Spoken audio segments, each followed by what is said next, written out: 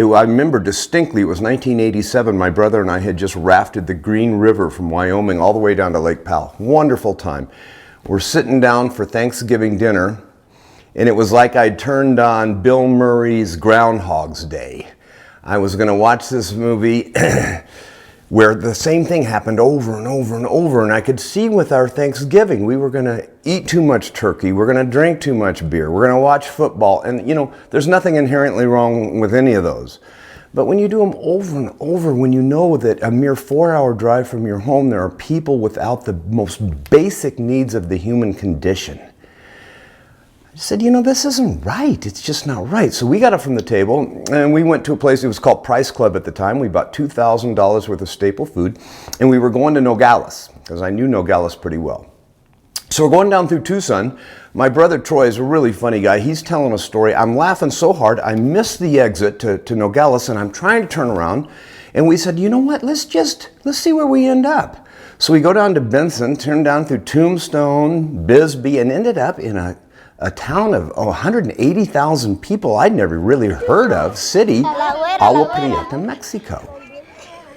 And that was the beginning of my realization that God or Spirit or Buddha, whatever you want to call it, reveals itself to those with a higher purpose.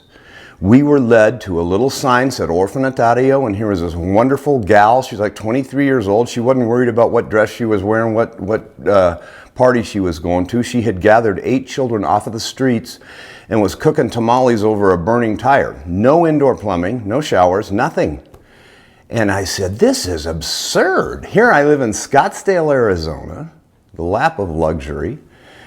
And 4 hours from my door, there are children that are living like this? Oh, this is wrong. So we came back, we had a big party, something my brother and I decided early on, we'll do this charity work as long as it's fun. It has been for almost 3 decades now, but we did this huge party up in a haunted hospital. We raised money and went down there and funded the construction of indoor plumbing. What was interesting is every year we would go back and we would take old clothes, and the crowd got bigger and bigger and bigger, and soon we were bringing this huge entourages down, and it dawned on me that there's 2 real kinds of poverty, 2 types of poverty. The poverty that's the most obvious in Agua Prieta, no roof overhead, not enough to eat. But there's an equally insidious poverty right here in North Scottsdale, Arizona, and it's a poverty of spirit. It's a poverty of purpose. I want to leave this world knowing it's in better shape than when I came in. We built a dormitory down there. We call it the exchange program. We take 1,000 volunteers a year. Mostly high school and college kids, but a lot of adults. And they go down, they work in the barrio. And what we say is we feed their stomachs and they feed our souls. We call it reciprocal giving. And so that's how this thing has grown to now where we have a subdivision with 42 homes, a 10,000 square foot child care center that rivals any child care center on the face of the earth. 5,000 square foot education center. We have our exchange dormitory. We do these huge food distributions where we feed 5,000 people at a time. Medical equipment donations. It's really grown into an amazing structure. And what I think is so interesting is that we're all volunteer.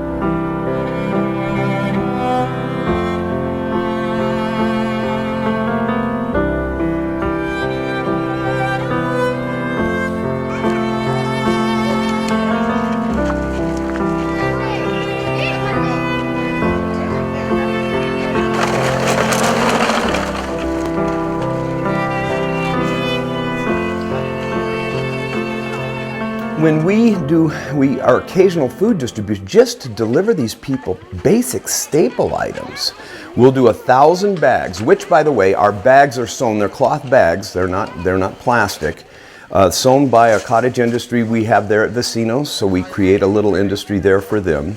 Each bag contains enough food to feed a family of 5 for a week, so 5,000 people get fed. The approximate cost is $14,000 is what it costs us to put these together. But it was the only program we had where we just gave people something. And it always bothered me. It always bothered me. I mean, they were appreciative, you know, oh, thank you, thank you. When you give people something they didn't earn, they resent you. Remember, gifts make slaves. And that bothered me. So it finally came out and we said, well, I can't charge them money. These people, if they had money, they wouldn't be standing in line for 7 hours to get a bag of food. So we came up with this idea. I was looking around one day around Agua Prieta, and you know, the state flower is the discarded plastic bag. They're ubiquitous. They're everywhere. So I said, well, look, why don't we do this? In order to get a bag of food, you have to collect a minimum of 20 discarded plastic bags or plastic bottles. And then we'll recycle the plastic and we'll fund scholarships, educational scholarships, with the recycled plastic proceeds. We were able to fund 4 high school scholarships with those proceeds, but most importantly to me is the people that were receiving the help were able to maintain their dignity.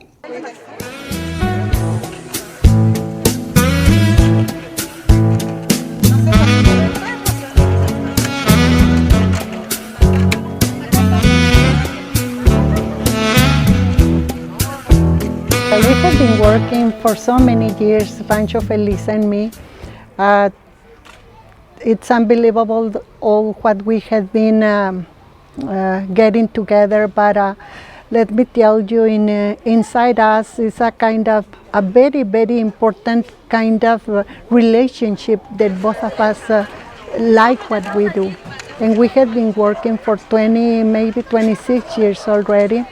And but the accomplished is a lot. It's a lot. We have been learning a lot, but let me tell you, it's a lot of people involved. We have been doing a lot of projects, as you can see around Agua Prieta. It's a big change. Even people from out of town, from the national level, they had been coming to see our projects, and they said that they don't have any in another states in Mexico like the projects that we have.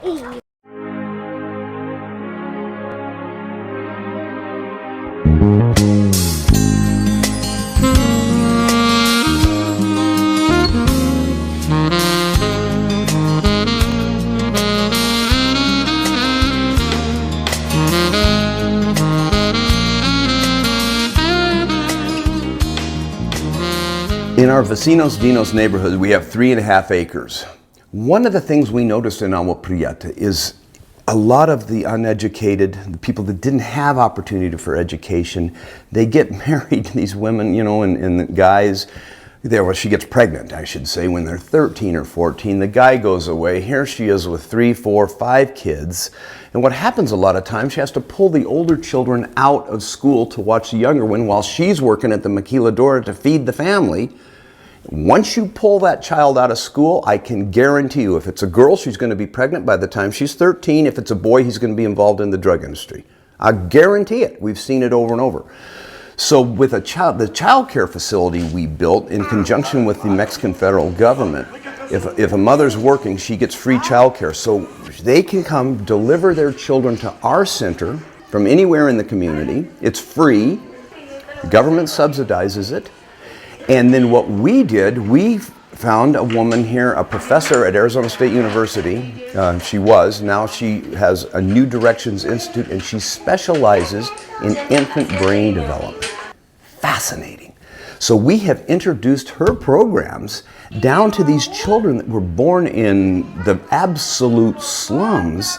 And by the time when they check 40 days old, we start reading to them bright colors, coordinating the right lobe with the left lobe, all these things to stimulate the mind, because her studies have shown with the magnetic resonance imaging that by the time a child is 3 years old, 90% of their synapses have been formed. Now, if they're in a shack in poverty, there's not a lot of brain stimulation. In our child care center, they are bombarded with stimulation. So what we do, we set them up, we get them ready to learn. Then they enter into our educational scholarship programs, so we can shepherd the education of these children from 40 days of age through university.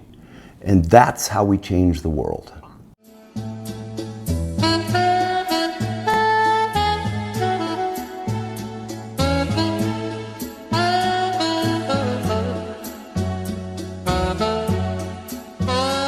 My name is Ana Patricia Ortiz, they call me Patty, and I am the founder and principal of Colegio Americano Anais, where we have approximate 60 to 65 scholar students in our school. We have been working for 11 years now, and our relationship has been based on trust, and it's a blessing to have met Gil and Jim and work along with Rancho Feliz through this wonderful educational program.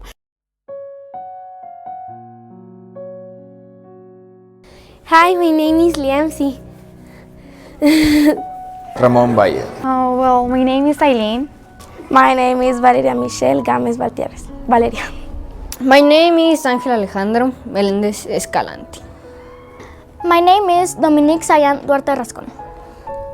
My name is Jimena Urrea Tavares. Santiago Cruz Escalante.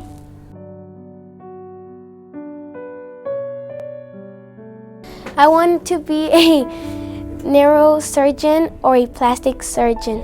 Well, I would like to build a hospital where you don't need to pay, and I will be like the doctor, or I would like to become an industry engineer or something related with a sport because I like a lot of sports.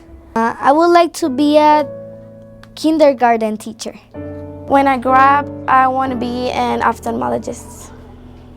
It's an eye doctor. Well, when I grow up, I want to be a veterinarian because I really love animals and I want to help them as many people has helped me. First of all, I want to graduate from my career as a civil engineer and then start my own business and my family.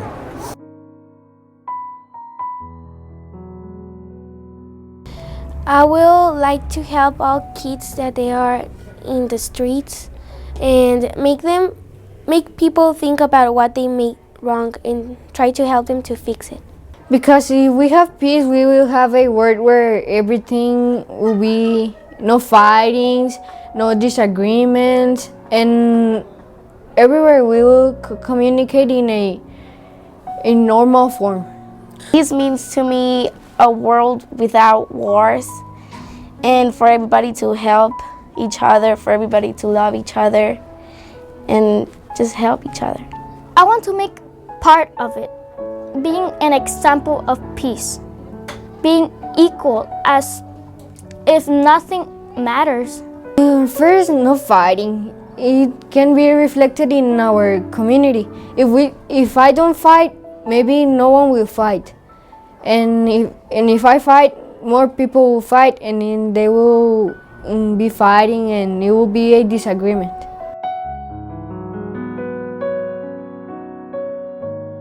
In part yes, and in part no, because it will be good to have a wall to separate both countries, but in part no, because they make differences between Mexicans and Americans, and that's not good.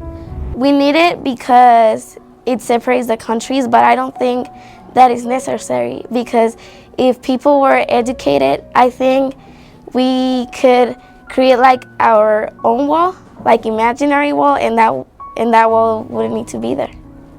I don't think that is a very good thing. It's good that we can separate the countries, but not a big wall, because it separates. We can be in peace, and we have things that we need from both, and it will be better without the wall.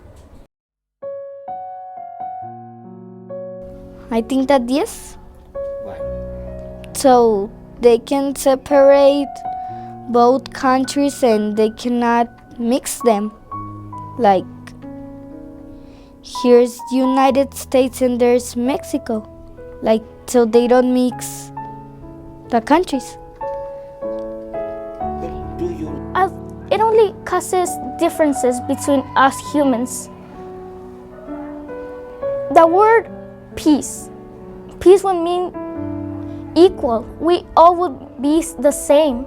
I don't think it's really necessary to have a change in our life by having a wall between us. because we get to visit them and they get to visit us, but like in a respectful way. Not everybody goes there because they have better opportunities. None of that. It's like we respect their space and they respect our space. Instead of using all the money for me, I would like to help poor people build their houses. I will take it. Absolutely. First, I would like to do an orphan house for all the children that are abandoned. If I become the president of Mexico, I will invest the money in things that will help the country, and I would like to do something related with Rancho Feliz because this is a great association because it help people in a lot of forms. And I will give them food, good medicines, and more stuff. I would like to be the change that many people want to see in the world. Do something that no one else have done. Be something good in which people could trust.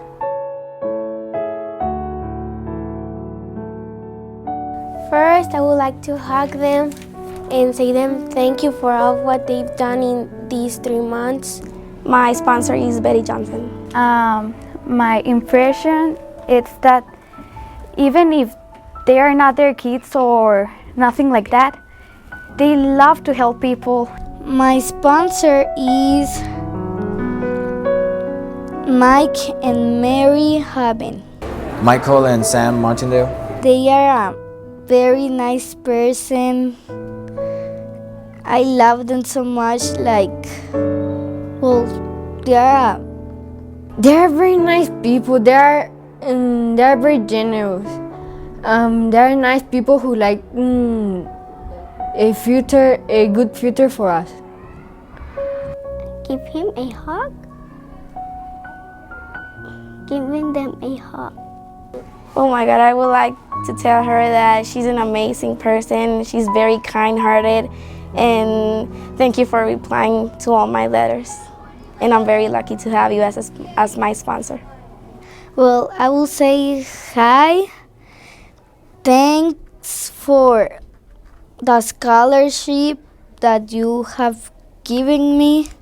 I will thank them for all the things that they do to me, and I will give them a big hug and say thanks for all the things they have given me. It means to me a very good opportunity in my life because without this scholarship, I wouldn't be in this nice school.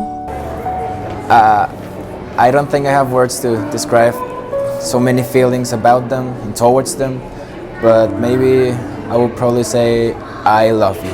Well, I want to say thank you, firstly. Thank you for the opportunity, because without that scholarship, I wouldn't be in this school and I just wouldn't be here. I would be in another school and be like everybody else and didn't have this opportunity to go further than my vision. Those people were the best people I have met and will ever meet. I think that all of you that are sponsoring the students, that are making an effort and a sacrifice to do so, I would like to tell you all that your investment is worthwhile. I'm a direct witness of it on a daily basis, and you are changing many lives, their vision, what they want in life, and how to learn to serve others, because it's not just receiving. We receive and we give.